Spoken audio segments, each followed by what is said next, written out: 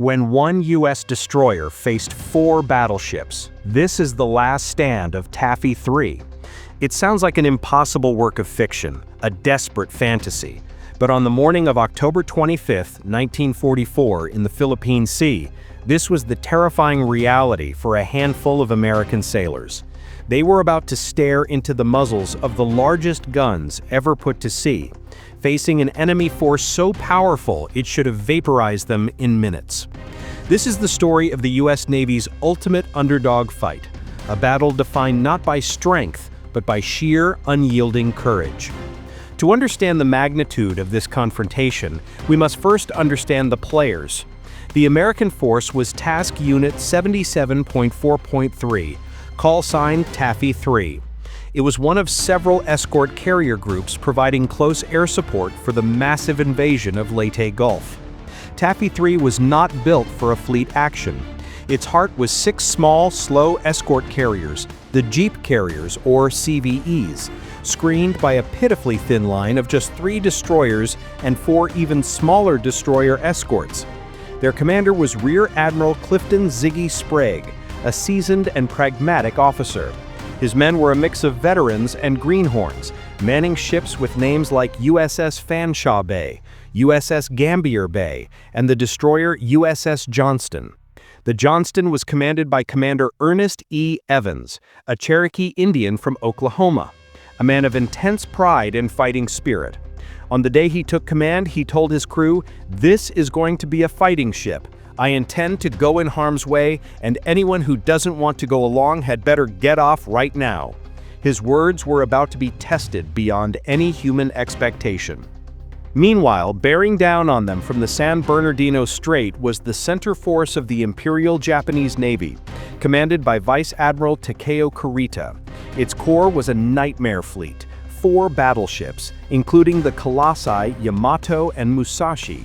The Yamato alone displacing more than the entire Taffy 3 task unit, her 9 18.1-inch guns capable of hurling a 3,200-pound shell over 26 miles.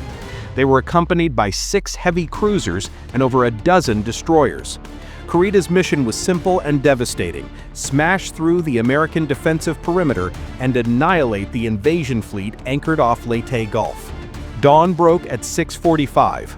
The sea was calm, the sky dotted with clouds. Aboard the American ships, the morning routine was underway. Then, at 6:58, a patrolling Avenger pilot radioed in a contact report that sent a chill down the spine of every man on the bridge.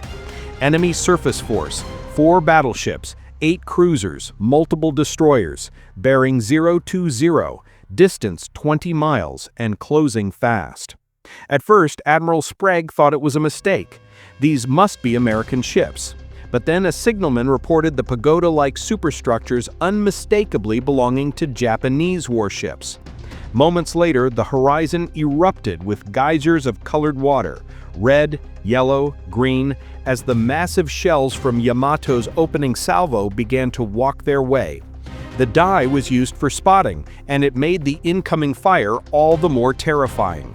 The shells were falling short, but they were ranging. It was only a matter of time. The math was apocalyptic. Taffy 3's most powerful guns were the 5-inch cannons on the destroyers. The Japanese battleships mounted rifles of 14, 16, and 18.1 inches. In a straight fight, it wasn't a battle, it was an execution. Admiral Sprague made his decision instantly. He turned his task group east into the wind and ordered all aircraft launched. He then ordered a smoke screen. The little carriers, their flight decks crammed with planes, began to flee, pouring out thick white smoke in a desperate attempt to hide. But they were making barely 17 knots. The Japanese cruisers could make over 30. By 700 hours, the first shells began to find their mark. Near misses sent shudders through the thin-skinned carriers. The air was filled with the scream of incoming shells and the deafening roar of their impacts. The sea around Taffy 3 was becoming a maelstrom of steel and high explosives. The end seemed not just inevitable, but imminent. This was the crisis. The entire task unit was minutes from being wiped out. It was at this moment, with annihilation staring them in the face, that the American destroyers made a decision that would become the stuff of naval legend. Without a direct order, the three Fletcher-class destroyers, Johnston, Hull, and Heermann, turned toward the enemy. It was a charge into the jaws of death. Leading the way was Commander Evans's Johnston. The ship was already damaged, but Evans didn't hesitate. He radioed, "We're making a torpedo run. The word is execute upon arrival regardless of who is there or when." And with that, the Johnston, a 2,100-ton destroyer, charged directly at the 30,000-ton heavy cruiser Kumano. For 10 agonizing minutes, she weaved through a storm of shell splashes, her 5-inch guns firing as fast as her crew could load them. She closed to within 10,000 yards, point-blank range for a naval engagement, and fired a full spread of 10 torpedoes. One struck the Kumano's bow, blowing it clean off and forcing the cruiser out of the battle line. But the Johnston's punishment was horrific. She was immediately targeted by multiple battleships and cruisers. 3 14-inch shells from the Congo struck her simultaneously, tearing through her bridge and knocking out her steering and one engine. She was a wreck, her speed halved, her superstructure a shambles of twisted metal, yet her remaining guns kept firing. The Hull and Heermann followed her into the fray. The Hull, targeted by over 40 heavy-caliber shells, was reduced to a floating shambles but continued to fire until she was dead in the water and sinking. The Heermann, at one point, found itself charging between the battleships Haruna and Congo, firing its 5-inch guns at one while launching torpedoes at the other. The air was thick with smoke, the screams of the wounded, and the constant, ear-splitting concussion of naval artillery. And then something miraculous began to happen. The relentless, almost suicidal aggression of the American destroyers, combined with the constant buzzing attacks from Taffy 3's aircraft, began to sow confusion in the Japanese command.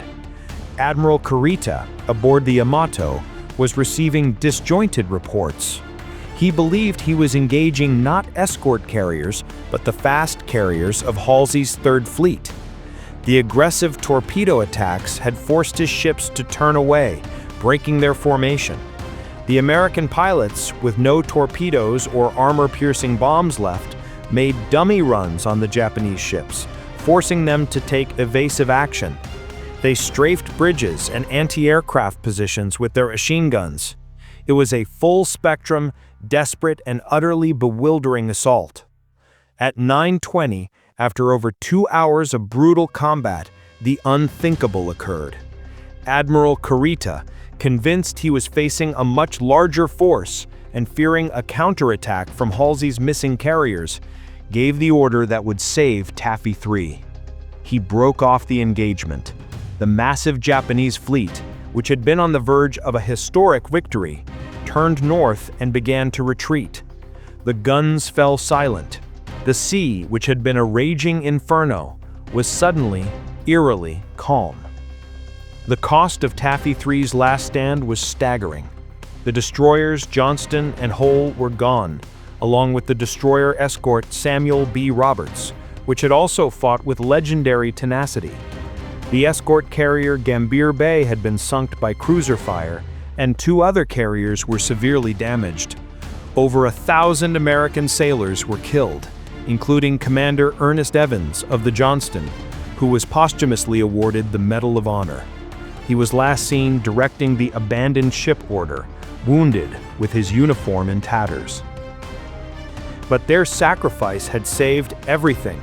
They had protected the vulnerable landing ships at Leyte. They had turned back the most powerful surface fleet Japan had sent to sea in years.